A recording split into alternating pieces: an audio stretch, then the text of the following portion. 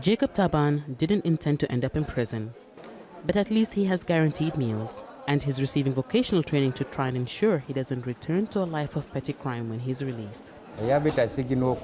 Prison life is good. I had no job, I used to do nothing, so I made a mistake ending up here. Now I've learnt something here, and if I get released, it can help me. I can support myself, so I don't have to commit crime again.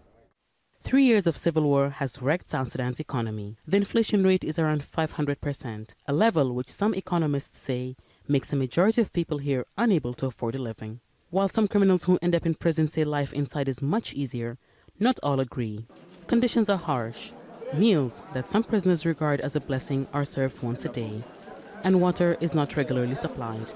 The prison in the capital, Juba, was built for 250 inmates, but holds more than 1,400, partly because many wait years to be prosecuted. Some inmates are getting ready for life once they're released, but not all prisoners know if they will even be prosecuted as they wait for trials, waiting that has taken years from their lives without any kind of step being taken to bring them to some sort of justice. Many spend years behind these walls before being taken to court. I stayed in prison for 18 months before being taken to court. It took 5 sessions to issue a verdict, but I spent a long time waiting. I spent a long time in prison, since 2012. They took me to court only last year in March, and then I got sentenced. Still many others wait to see the inside of a courtroom for the crimes they're accused of. Human rights organizations say almost a third of all prisoners are awaiting trial.